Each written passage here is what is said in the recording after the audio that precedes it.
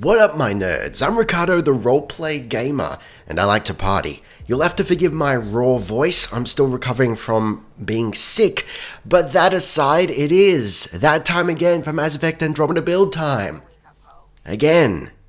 And today we're taking a look at a build I'm kind of tentatively referring to as the Sith Warrior. It's based loosely, more or less, on the concept of a dark side wielder.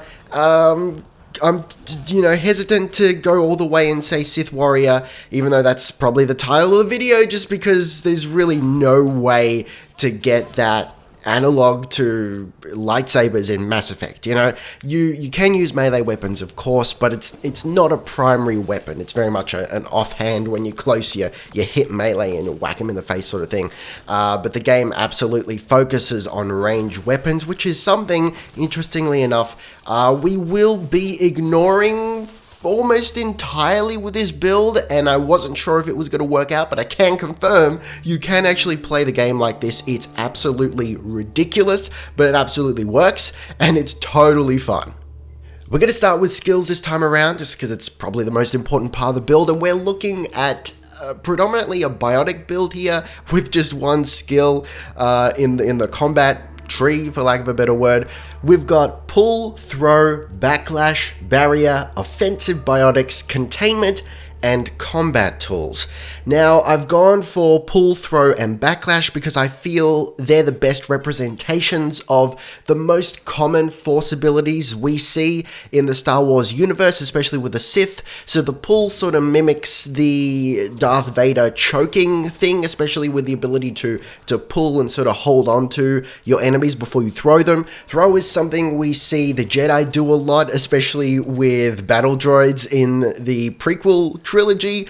I don't recall seeing Sith do it in any of the films, and I am running mostly off the films here because that's where my knowledge of Star Wars lies, not so much in the extended universe. But I think, it's fairly safe to assume that the likes of Darth Vader or Darth Sidious could totally do a force push. I believe that's very reasonable, and backlash is meant to represent a Jedi or Sith's ability to deflect blaster bolts. Just instead of doing it with a lightsaber or a general melee weapon, in this case we're doing it with the force or biotic power, as the case may be. So before we get into the specific skill ranks, we'll talk about profile here. It's going to be Vanguard. I don't really see you moving away from this very often, even though the game supposedly encourages you to switch. But Vanguard really is the best option here. You've got added melee damage, melee force, biotic recharge speed, power shield cost reduction, max shield, siphoning strikes, so that whenever you do melee damage, it restores your shields. It's just too perfect for this build. Starting with combat tools, and at rank 4 we're going to be taking evasion over hover. Hover really does nothing for us here, as there's really no reason to hover. We're not using a range weapon at all, and the added resistance while evading is super useful because I have found myself evading a lot with this build, especially because I'm up and close and taking that damage. At rank 5 we're going to take aerial melee over detonators. This is because we're predominantly a melee build and we don't actually have any combat detonators, so as far as I can tell, detonators will do literally nothing for us. At rank 6, the obvious choice is martial arts, more of that melee power for our melee build. Aerial combat really only has that increased damage resistance while airborne, but otherwise the weapon accuracy is pointless for this build. Moving on to pull, and at rank 4 we're going to take duration for that single target I find your lack of faith disturbing meta. Next, at rank 5 we're going to take crushing grip because it beautifully simulates Darth Vader's choking action with that damage per second. And lastly, at rank 6, I chose to go with Biotic Drain for that little added bit of protection, restoring your shields while you've got someone in your grasp, but you could just as easily go for anti-shields for that extra shield damage, and you know what? Arguably, that might be more useful. This last one, rank 6, is entirely up to you. Looking at throw now, and at rank 4 I chose to go with radius, but you could just as easily choose damage and force. It's really a matter of if you want to hit multiple enemies with your push, or if you want to focus on one and really send them flying.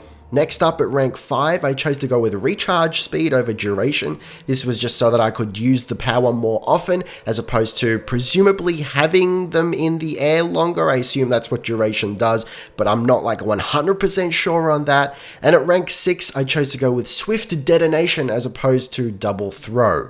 And this is because I didn't like the concept of double throw obviously revealing this power to be a projectile, because of course the Force is not a projectile. Plus you've got the added benefit of greater damage with combo detonations, which is absolutely something you're going to be doing a lot with a combination of pull and throw, and it makes the skill recharge faster, which is always nice. Next up, we've got Backlash, which is quickly becoming my favorite skill in the game. It's a hell of a lot of fun to use and absolutely perfect for this build. So first off, at rank 4, I've chosen to go with recharge speed just so we can use the power more often, because I have found myself relying on it quite a bit with this build. Next at rank 5, we've got reflection, which is going to cause more damage with your reflected projectile, so you can actually legitimately kill your enemies with their own bullets. It's fantastic. And at rank 6, I've chosen to go with damage aftermath, which allows you to do more damage with your guns, your powers, and melee attacks for 3 seconds after releasing Backlash, which is totally useful considering that you're going to be using it to get close to enemies and then you're going to whack them across the face with your melee weapon. Moving on to passive skills now, and here we are with Barrier. I believe a lot of these skill choices you can mix and match and switch around. They are not crucial to the function of this build, but at rank 4 I've chosen to go with Unyielding Barrier, which gives us plus 10% max shields. At rank 5, Biotic Link gives max shields with an active biotic effect at 40%, which is pretty fantastic. And at rank 6, we've got Active Barrier, which restores 10% of your shields every time you kill an enemy with a biotic power. Looking at offensive biotics now, and at rank 4 I chose to go with Amplitude for that biotic power damage, but you could just as easily go for the recharge speed instead. At rank 5 I chose to go with Exploitation to reflect the fact that the Force is a subtle weapon. You're not necessarily doing hard damage with it, but you can debuff and definitely affect your enemies with the Force. And finally at rank 6 I chose to go with Biotic Warrior, just so I could get a little bit more melee damage. And the last skill we're going to be putting points into is Containment. This one is mostly up to you. I don't believe it really affects the theme of the build at all, but essentially I've just gone with Radius at rank 4 for a little bit more area of effect. At rank 5 I've gone with Shield Detonation so that my combo detonations do more damage to shields. And at rank 6, I've gone with Event Horizon for a little bit more power and area of effect. And now on to the fun stuff. Equipment. This is always my favorite part of any build. I am a loot whore, I do admit. So in terms of armor, I've chosen to go with Remnant Heritage Armor. Based on what little concept imagery I could find of Sith battle armor, the Remnant armor seems to fit the bill reasonably well. It's got that sort of angular, harsh, aggressive look to it, and especially if you make it black, which, you know, why would you not? It looks pretty good. It makes you look evil and it glows with red neon. It's fucking beautiful, man. Looking at weaponry now, and this one was a little bit tricky, but I've gone with the Ket Vakash to portray the lightsaber, though I know it's a stretch. The reason I've chosen this particular weapon is, aside from the fact that it's a sword, it also does burning damage. And while I know a lightsaber cauterizes the wound, so it doesn't necessarily do ongoing burning damage, I feel like at least it's a little bit of a nod to the fact that, yeah, you are essentially burning through someone as you slice them with this laser sword. You could go with any other sword weapon in the game, or use a biotic amplifier and do away with the lightsaber concept altogether, instead opting to be a general dark side user as opposed to a Sith specifically.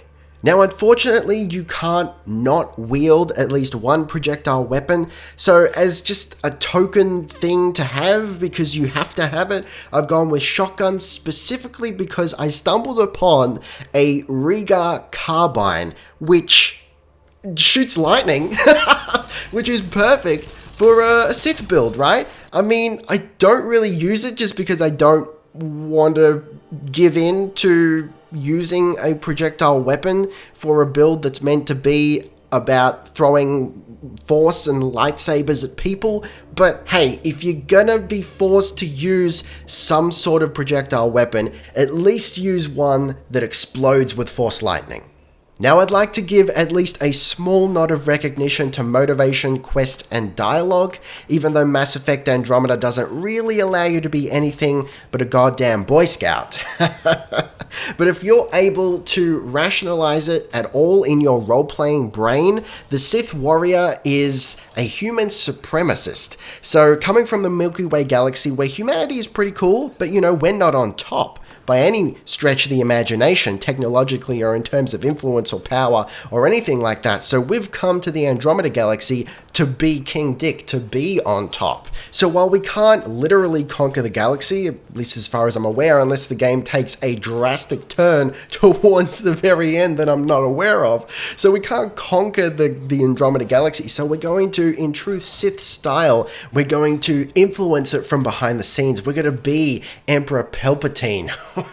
And just think, it's the perfect ruse. We're Pathfinder, we're looking for a new home for the residents of the Milky Way, but little do they know, we're actually just setting up like military outposts for for human interests, and we're going to conquer the Andromeda Galaxy. We're going to take out the Angarans, we're going to kill off all the other Milky Way races, and it's going to be human time, baby. So just take solace while you're forced to take everyone's crap and grit your teeth throughout the entire story of Mass Effect Andromeda. Just know that when it's all over, when you finally seize control of the Nexus, everyone's fucked.